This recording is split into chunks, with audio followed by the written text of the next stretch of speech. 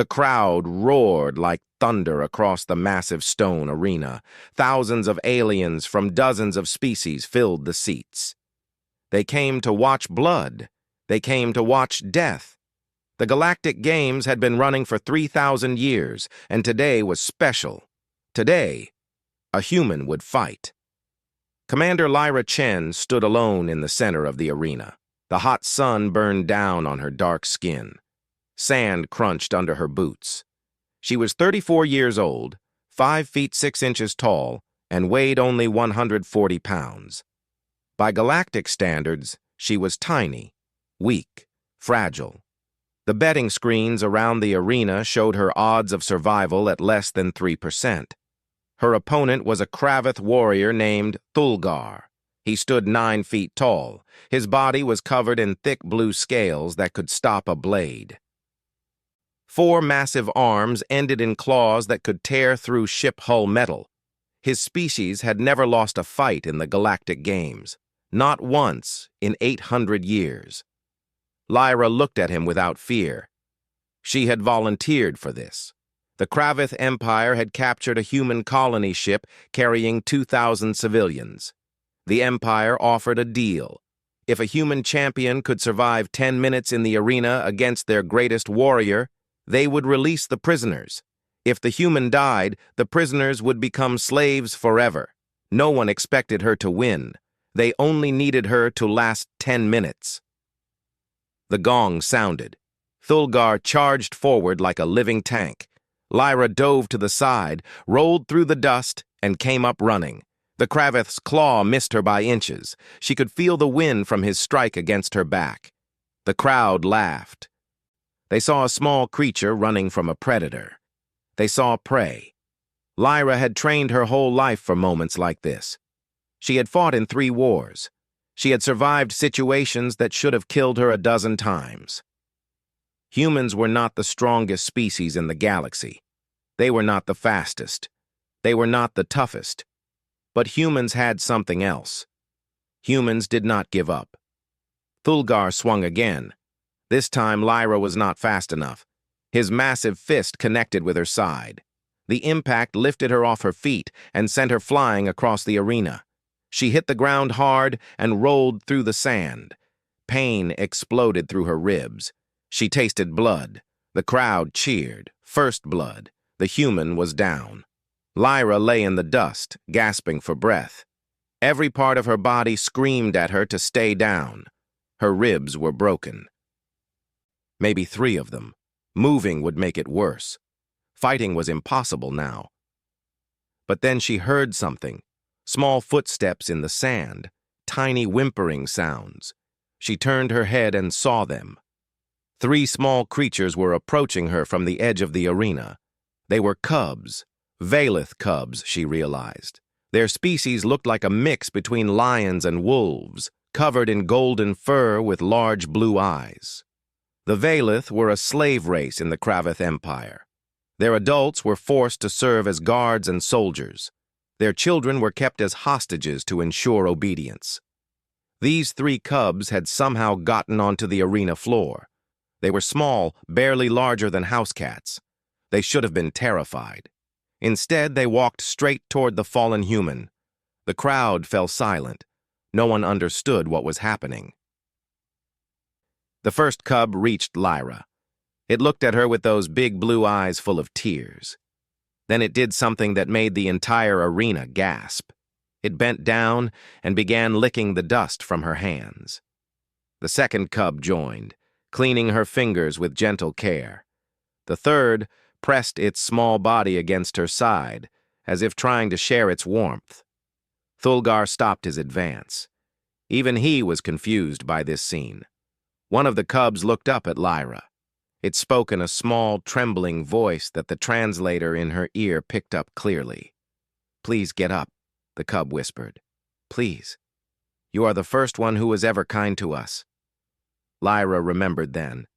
3 days ago, when she had been brought to the Kravath capital as a prisoner awaiting the arena fight. She had seen these cubs being kicked by guards. They were hungry and crying. No one helped them because they were slaves, worth nothing. Lyra had given them her food. It was just a simple protein bar. Nothing special. But she had knelt down, smiled at them, and told them that everything would be okay. She had wiped their tears and promised that someone would come to save them someday. It had been a small kindness, a tiny moment that she had almost forgotten. The cubs had not forgotten. "Get up," another cub begged. "You promised. You said someone would save us. You have to get up. Please." Lyra closed her eyes. The pain in her ribs was terrible. Her body wanted to surrender. Every logical part of her brain told her that she could not win this fight. The odds were impossible, but those cubs had walked across a battlefield to reach her. They had risked their tiny lives because a human had shown them kindness once. They believed in her. They believed that humans kept their promises. Lyra opened her eyes.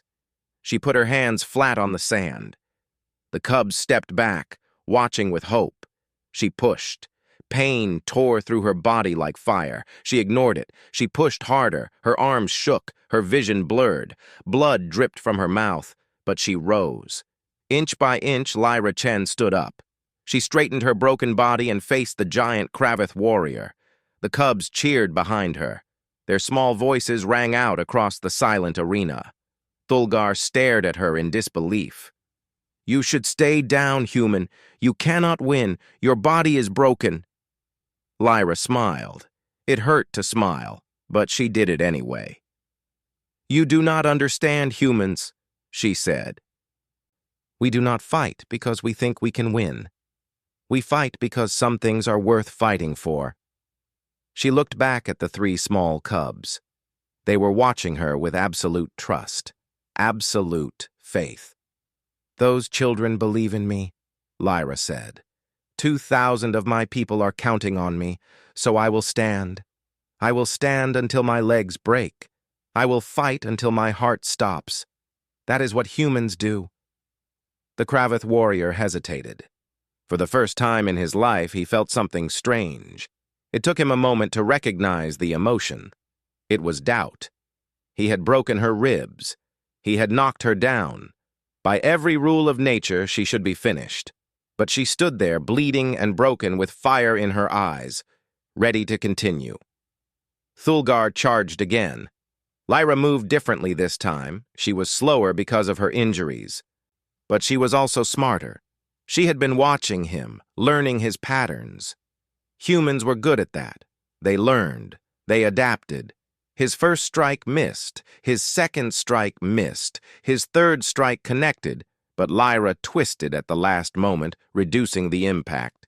She fell again, but this time she got up faster. The cubs called out encouragement from the edge of the arena. 3 minutes passed, then 5, then 7. The crowd had stopped cheering for blood. They were watching something they had never seen before. A small, fragile creature refusing to die, refusing to surrender, taking hit after hit and standing up again every single time. Thulgar was getting tired. His species had explosive power but poor endurance. Humans, on the other hand, were the greatest endurance hunters in the galaxy. They could keep going long after other species collapsed. The 8th minute came. Thulgar was breathing hard. Lyra could barely see through the blood in her eyes, but she was still standing, still moving, still fighting. When the gong sounded at 10 minutes, the arena fell completely silent. Lyra had done it. She had survived. The Kravith Emperor rose from his throne. By law, he had to honor the deal. The human prisoners would be released. The fight was over. But before anyone could move, something unexpected happened. The 3 cubs ran across the sand and wrapped themselves around Lyra's legs. They were crying and laughing at the same time. "You did it!" they sobbed. "You kept your promise! You saved them!" Lyra collapsed to her knees and hugged the cubs close. She was crying too. Everything hurt. Everything was worth it.